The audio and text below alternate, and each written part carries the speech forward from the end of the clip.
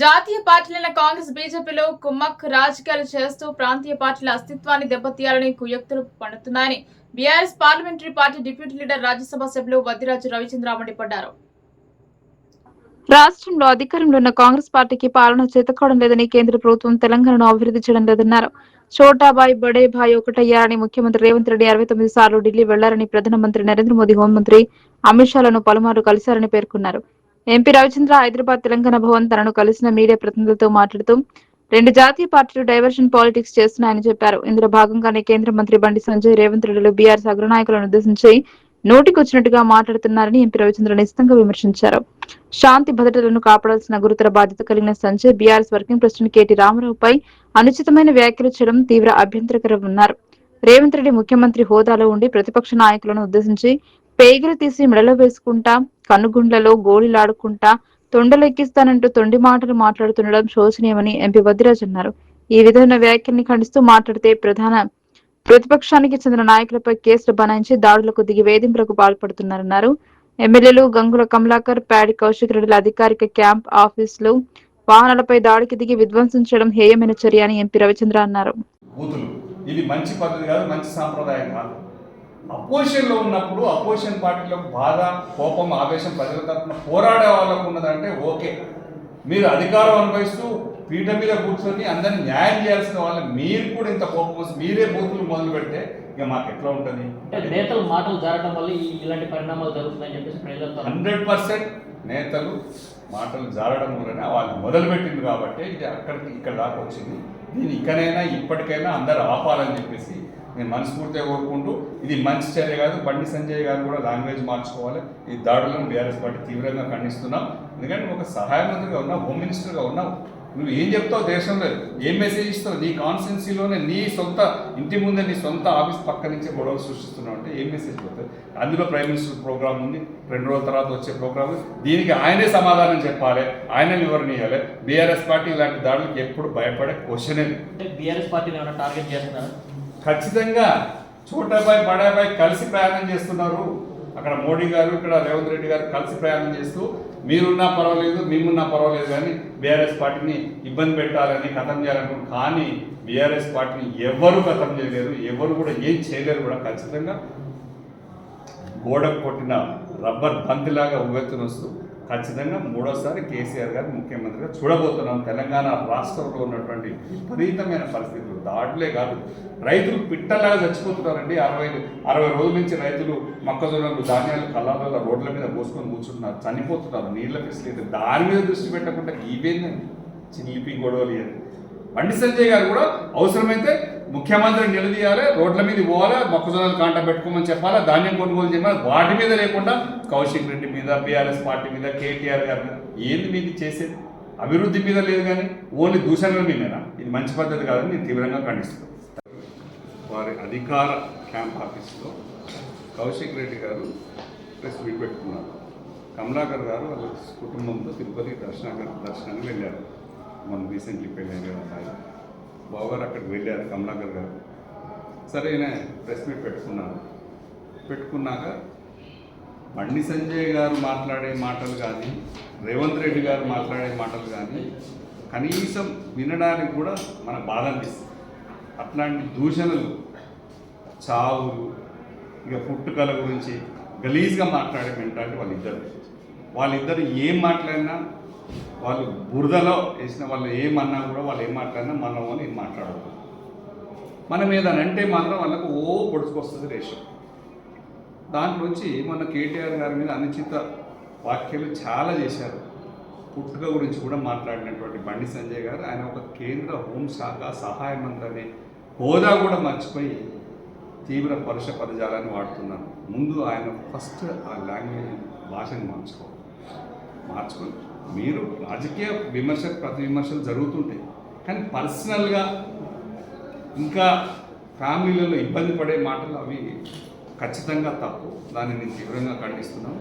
ఆ అంశంలో భాగంగానే కౌశిక్ రెడ్డి ఇది మాట్లాడితే దానికే మీకు అంత బాధ వచ్చి కోపం వస్తే మీ మీద, మరి మీ అందరి మీద మా పార్టీ కార్యకర్తలు ఎన్నిసార్లు దాడి చేయాలి తెలంగాణ రాష్ట్రంలో? ఇక దాడుల పరంపరేనా?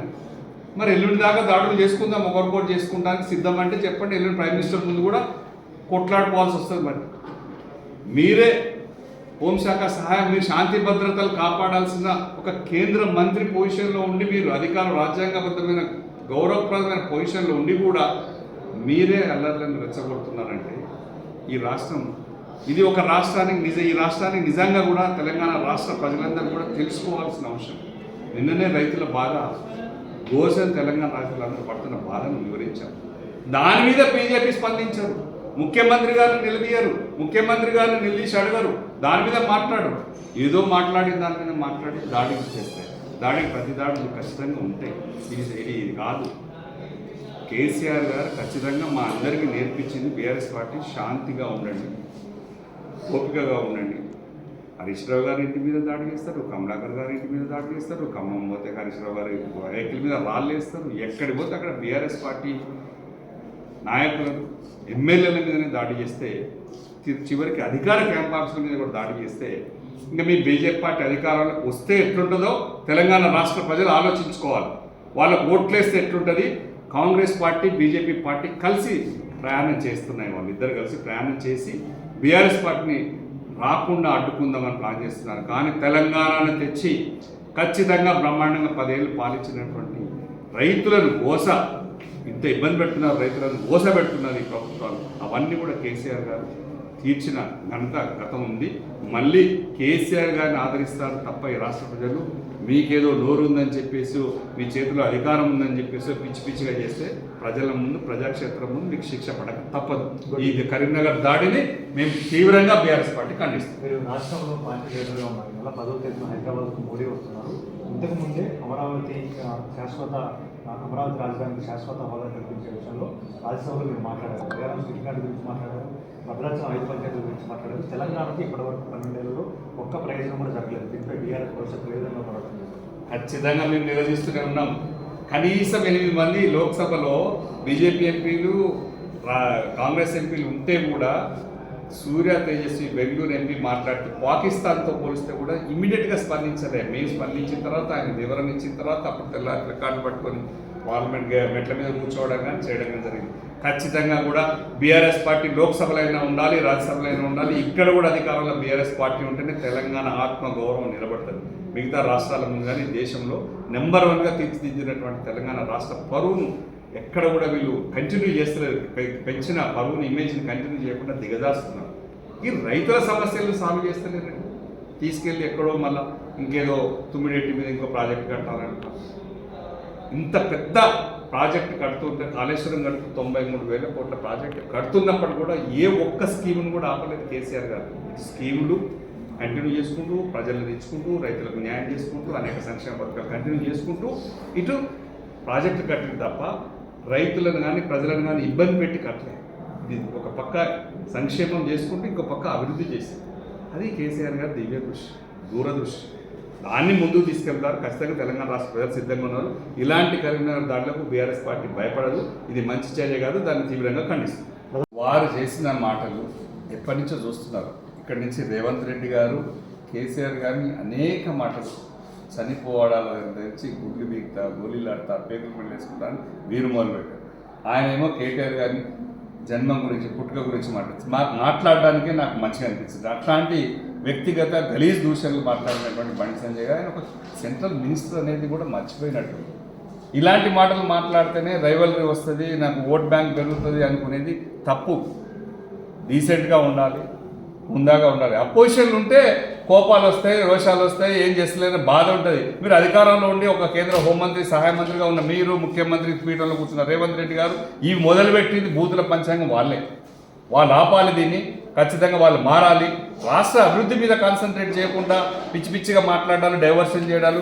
Congress party and BJP party కలిసి ప్రయాణం చేస్తున్నాయి. ఖచ్చితంగా ఢిల్లీ పార్టీలు ఎప్పుడు కలిసే ఉంటాయి. వాళ్ళిద్దరు కలిసి రీజనల్ పార్టీస్ని ఖతం చేయాలనే కాన్సెప్ట్తో వాళ్ళు ప్రయాణం చేస్తుంటారు. ఎప్పుడు ఈయన 69-70 సార్లు పోయినా ఎన్నిసార్లు మోడీ గారిని కలవలేదు, ఎన్నిసార్లు అమిత్ షాని కలవలేదు. అట్ ద సేమ్ టైం వాళ్ళ నాయకులు కలవలేదు. ఇది మంచి చర్య కాదు.